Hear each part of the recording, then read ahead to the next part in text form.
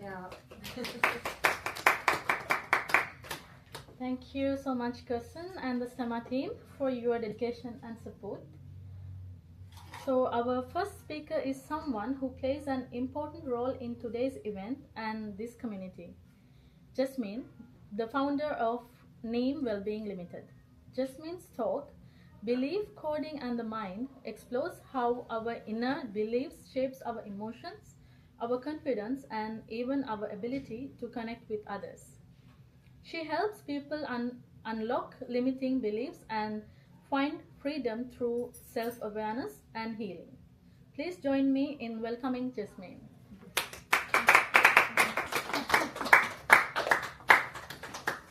Thank you. This will be yours. Okay. Hi everyone.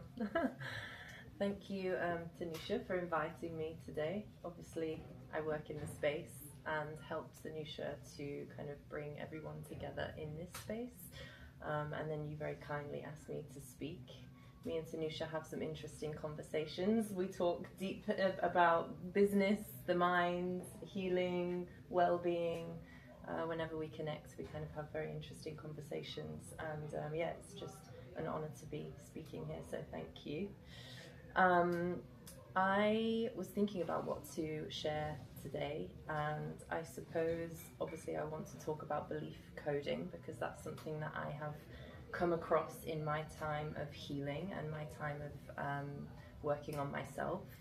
And yeah, I find it quite interesting because it really can connect to the voice, and my connection to it really comes with the voice and speaking as well. So yeah, I was actually in Greece just a month ago doing an advanced Thai yoga massage therapy course, and the group, as we had to introduce ourselves, were asking me why I do what I do, what do I do, etc. And I'm a holistic therapist, so I started by bringing people together in spaces, in one-to-one work, combining traditional Thai yoga massage therapy, counselling and meditation, to essentially create a safe space for people to not only deal with physical tension and stress, but to kind of have a deeper space and a safer space to unlock and talk about what's going on underneath that process. I told them that I've now gone into belief coding, and they said, why? So I said, okay, well, through my own healing journey, because I've gone through every therapist possible, every modality possible to try and help myself, because when I was about 12, I was suicidal, and my life has been a constant unraveling of why, and trying to figure out what it was within me that was causing me to move towards those tendencies. So when I was 27, I ended up trying to connect to EMDR. Has anyone heard of EMDR before? Yeah. Okay, so it is eye movement desensitization and reprocessing. Essentially, you go into the root of your trauma, you speak about it while they're helping you move your eyes, so you desensitize the emotion that's stored within the body around it, and therefore you are changing how you're reprocessing the trauma so that it doesn't have that emotional charge and that hold on you.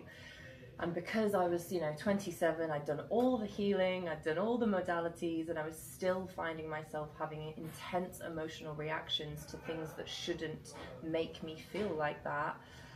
My parents were saying, right, let's put you into this, let's try and help you with the MDR. So we were going to go into a 12-session process, which meant me talking about everything I've been through, which I had done relentlessly for over a decade. And it can be, when it's very sensitive information, a very traumatizing process, especially when you're with someone new. They have many different opinions, they have many different thoughts about sensitive information. You're essentially resurfacing all of your trauma and not really knowing what to do with it until that session comes where they want to do the processing. So I was finding this very triggering. And within that process, within that time, I came across this 3-day challenge of belief coding. Just on Instagram, it came through. And I thought, okay, it was basically saying that what this woman was trying to do over 12 long sessions, they could do in one session. So I tried it. And we went through into the healing memory over 3 days. And essentially, the memory that I was working on was a memory where a family member had their, it's a little bit of a trigger warning, had their hands around my throat in a very traumatizing space. And because there was also a family member witnessing this memory had created a belief that connected to my sense of worth and connected to my sense of being able to use my voice. Because at that time, if I had said anything else, I felt like I was going to die. So in that moment, my belief system had created these very intense beliefs to make sure that my voice wasn't used in the rest of my life and that my worth was very low. So we went into the healing memory. I reprocessed the memory, and we looked after that little girl who was obviously in a very scared setting and in a very scared space. We worked her out to a point where she felt calm, she felt grounded, she felt confident, she felt safe, and we recoded in a completely new set of beliefs. I went to bed, I didn't think anything of it, and I woke up the next day. The next day, two things happened that made me realize that this had worked. One was my ex's clothes. So a few days before this, I was saying to my best friend, why can I not let go of these things? Like, what is this one hold, you know? I've processed that and that's gone, but the clothes, I can't let go of them. There was something there. And I woke up the next morning and I opened my drawer and I saw these clothes and I just thought, why are they there? what? Like, just felt so different. I just thought, what a bizarre thing that I'm just holding on to these clothes. So I put them in the bin, carried on with my day, and then one of my family members called me that evening, and they said something I didn't agree with, or the way that they had approached the conversation was really triggering. And for the first time, I really held them accountable. And I stopped the conversation and I really put them in their place and said, we need to work through what you're saying to me right now. So we had this 20-minute kind of mini counseling session. And they really came to understand what they'd done wrong. And I felt very proud of myself. And I put the phone down and I thought, who are you? Like, where's this come from? Where is this Jasmine come from today? And then it dawned on me that the night before I had done the belief coding facilitation. So something within me had been removed, a block had been cleared, and it had happened, it had an effect, a positive effect, so close into that time frame that it made me stop with the EMDR and go fully into the belief coding. So I guess I share this today because obviously it's International Stammering Awareness Day, and this has a lot of a connection to the voice. And what happened to me that day, that time in my life, was there was a blockage around my voice. And then I found a system where we could remove that block, and all of a sudden I could use my voice, I could stand up for myself, I could speak, etc., etc. So that's what I was explaining while I was in Greece a month ago. And one of the guys on the course actually came up to me and said, I really want to work with you. And he had a stammer. And I was like, this is interesting because I'm speaking at a stammering event next month. We only actually got through half a session because of the situation that we were in the circumstances. So we are going to connect with the rest of the session. But we got down to the root of where his stammer happened, and the words that his father said to him that created a belief that creates that inner block. So what I suppose I would like to do is just let you know how belief coding works. So essentially you start by working on the obstacle. So it might be a fear of public speaking. And then we look at the belief that's attached to it. So it could be, for an example, I am stupid. If someone in their experience has maybe sat around a table, like a dinner table, with people that they love, and they've used their voice and been humiliated, a belief, the subconscious mind will create a belief to protect you in future. The subconscious mind, essentially, its job is to protect you. So it creates this belief so that you don't get into that situation in the future. But obviously we need to use our voice in the future. And so it becomes a self-sabotaging situation. We then go from the belief to the memory and the age. And what we do, we use the human compass. Has anyone heard of the human compass before? No. Okay. I was going to ask you, have you? Well, I've sort of. Yeah, the swaying. Okay. Yeah, not the full thing. Okay. So essentially, with a psychotherapy process, for example, somebody's going to sit there and speak to you relentlessly about your situation to try and find that real key roots. With belief coding, we use the body. So we stand our client up and we ask them to get their yes and no answer. So I would say, my name is Jasmine. My body would start to go backwards. Say, my name is Russell. My body would go forwards. I would say, I am in London. My body goes backwards. I am in Lincolnshire. My body goes forwards. So I get my yes and my no. So your inner nervous system, your body, your subconscious mind will give you the correct answer. And from there, we can ask the client, is there a trapped emotion connected to this fear of speaking? And it will say yes. What age did this come through? Was it between the ages of 0 and 10? No.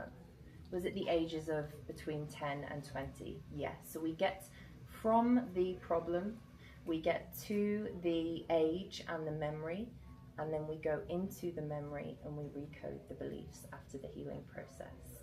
So from someone that has tried every modality out there, and I think there is a place for therapy, I think there is a place for meditation, I think there's a place for everything, belief coding for me has been the safest and most powerful and impactful modality that I have ever come across. Because it doesn't mean that people are surfacing their trauma and then they don't know what to do with it. People are able to go into the places that have caused potentially something so difficult and stuck in their, to even not be able to express themselves fully. You can go into that place and you can work your way through extremely safely until you feel like a 10 out of 10. And we've worked on people in belief coding that have come from therapy sessions and they are so disturbed because all of their trauma has just come up and nobody has channeled it until they feel better. So I just wanted to share a little bit about belief coding because of how much it can connect to the voice. I have supported clients in even things such as quitting smoking from just removing one belief in a session. One session, they've never smoked again. I've helped people connect with their dream jobs just from removing beliefs that are stopping them from finding their purpose. And obviously I've transformed myself from that very traumatized young girl as well. So yeah, I'm now sort of developing Neem Wellbeing into London. I felt very called here to establish Neem Wellbeing. The idea is that we get as many belief coding facilitators connected with as many people as possible who need to clear these blocks. And I would be very interested to also do a few case studies on people with stammers.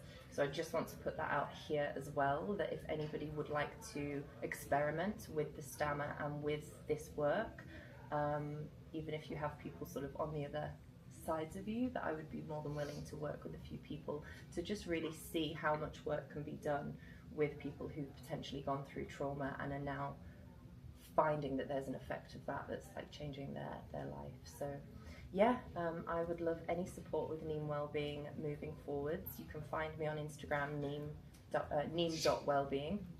I'm running 2 retreats next year, one in June and one in September.